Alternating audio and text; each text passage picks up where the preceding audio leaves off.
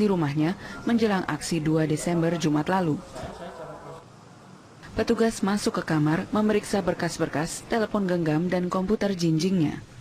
Kiflan diminta menjawab 10 pertanyaan termasuk pandangannya tentang pemilihan presiden menurut konstitusi. Salah satu pertanyaan, apakah Presiden Joko Widodo dan Wakil Presiden Yusuf Kala sebagai Presiden Wakil Presiden adalah konstitusional? Konstitusional saya bilang, benar Undang-Undang Dasar perubahan. Tapi Undang-Undang Dasar 45 yang lama nggak konstitusional. Karena Undang-Undang 45 yang lama itu menyebutkan Presiden dipilih oleh MPR, bukan langsung oleh rakyat. Sedangkan Undang-Undang Dasar sekarang ini saya katakan ilegal karena dari prosedur tidak benar dan dinyatakan ini Undang-Undang Dasar adalah yang lama, di sini bab-babnya nggak benar dan tidak termasuk di dalam lembaran negara. Jadi semuanya ini adalah ilegal. Berarti pemerintahan sekarang ilegal saya bilang. Ya, perbincangan kami lanjutkan kembali bahwa ada statement dari Habibur Rahman yang mengatakan bahwa aki-aki dan ini kok dituduh makar. Kita ke Pak Suparji. Pak Suparji, dalam hukum pidana, tindakan atau niat makar itu apakah kemudian yang menjadi pertimbangan atau ada usia atau kekuatan politik di belakang itu atau apa sebetulnya?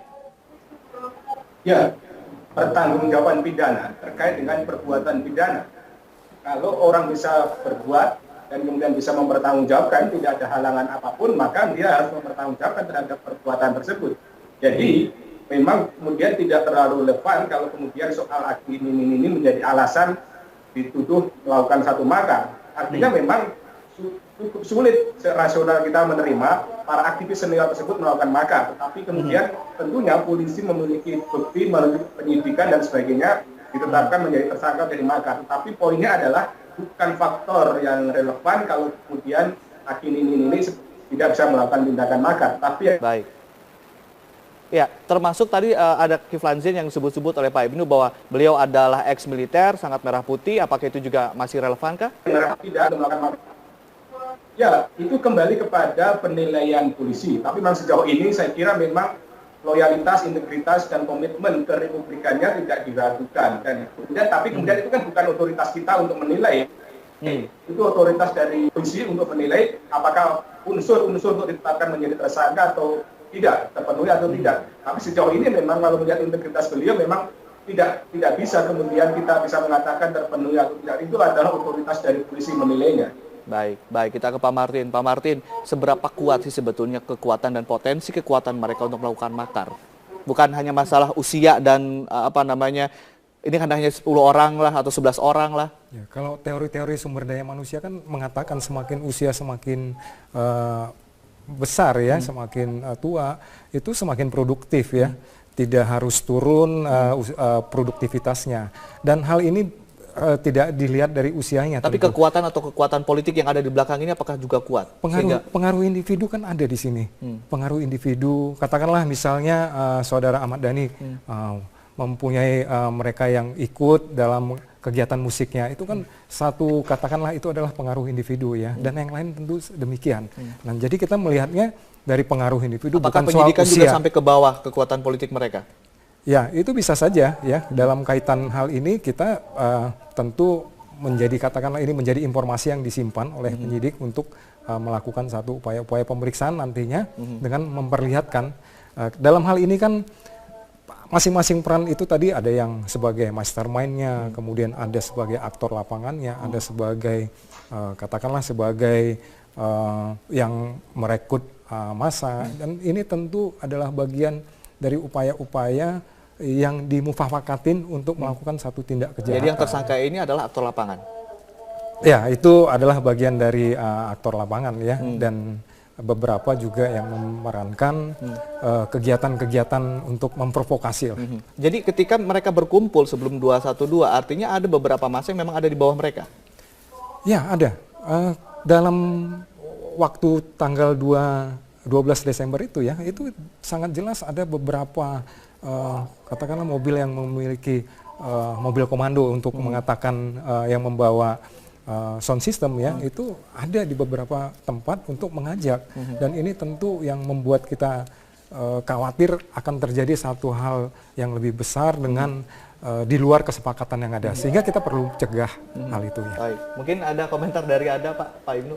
Ya, yang saya ketahui ya, Bu Ratna ini tidak ada satu rombongan pun yang diajak kecuali beberapa teman dekat. Karena saya tahu isi kamarnya itu siapa aja. Bahkan Ahmad Dhani pun di dalam kamarnya hanya ada istri Mulan Jamila dan kedua anaknya serta seorang babysitter. Kalau dikatakan bahwa ada mastermind dan dikatakan bahwa yang 11 tersangka ini adalah aktor lapangan? Ya silakan dibuktikan. Kita akan fight di pengadilan kan gitu aja kan. Karena upaya dari advokat ini hanya fight di pengadilan Pak, nggak bisa fight di jalanan. Jadi kami akan berusaha jungkir balik untuk membuktikan dakwaan itu tidak terbukti gitu loh. Karena seperti saya kembali kepada Pak Kiflan. Pak Kiflan itu 35 tahun mengabdi kepada Republik Indonesia.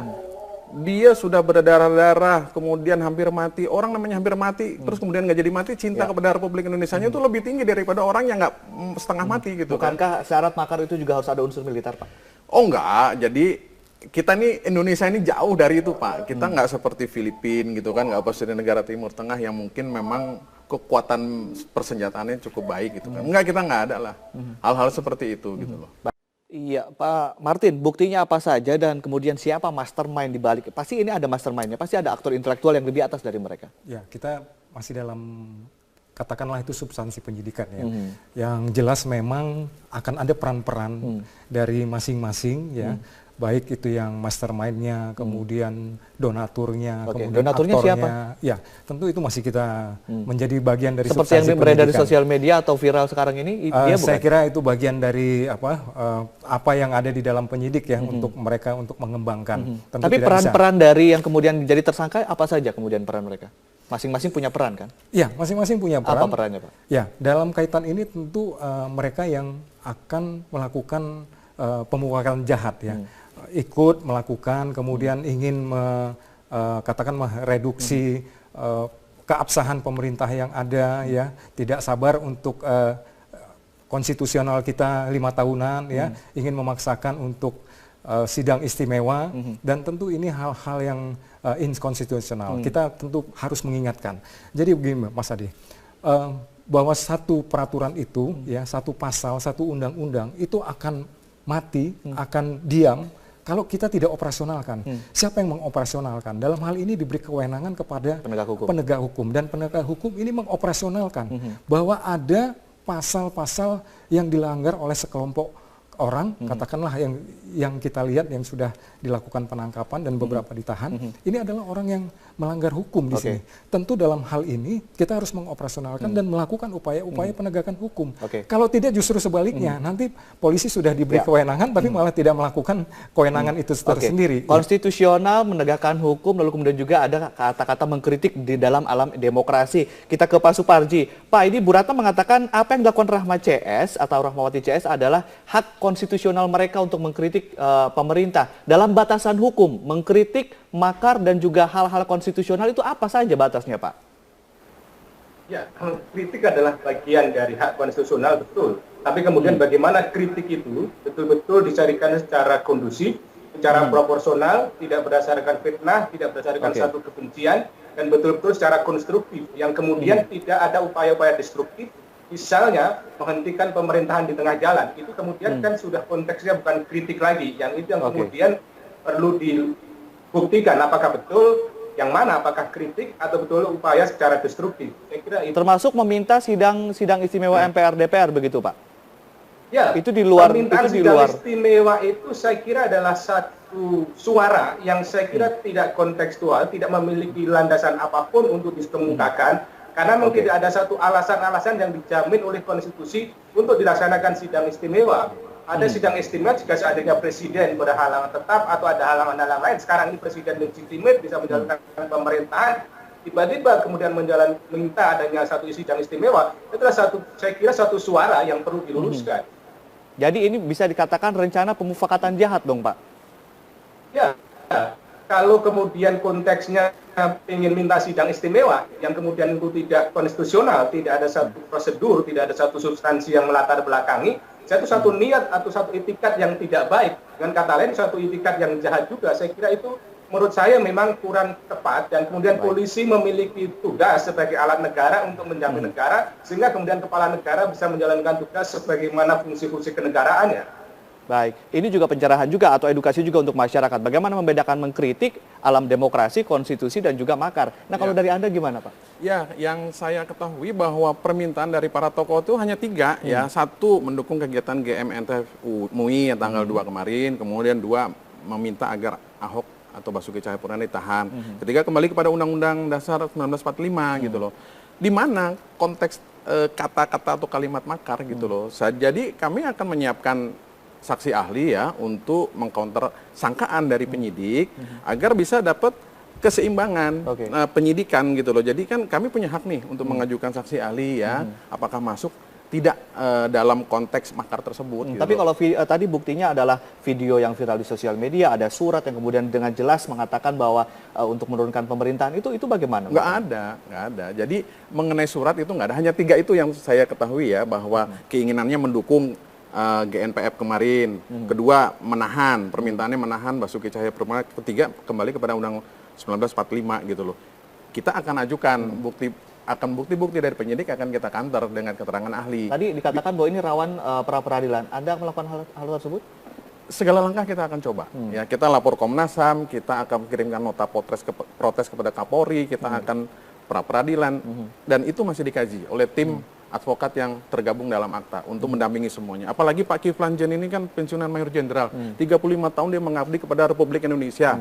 Dadanya merah putih gitu loh. Dia udah berjuang di tim-tim di Poso di mana dan terakhir membebaskan Sandra di Filipina. Walaupun tidak mendapat bendera karena yang dapat bendera orang lain gitu kan.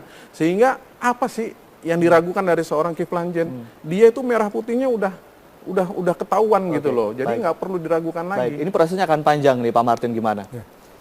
Jadi begini, proses penangkapan dilakukan pada saat akan digelar Aksi damai. Ya, katakanlah kegiatan ibadah ya. Nah, kegiatan ibadah itu yang sudah disepakati bersama sebelumnya.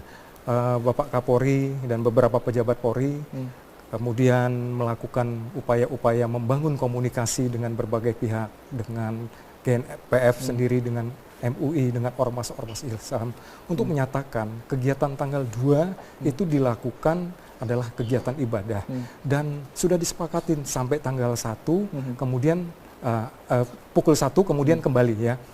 Tapi momen ini ingin dimanfaatkan untuk menarik massa dan ini sudah ada tanda-tanda. Tapi ada yang mengatakan bahwa makar itu tidak bisa dibuktikan sampai akhirnya kejadian gitu.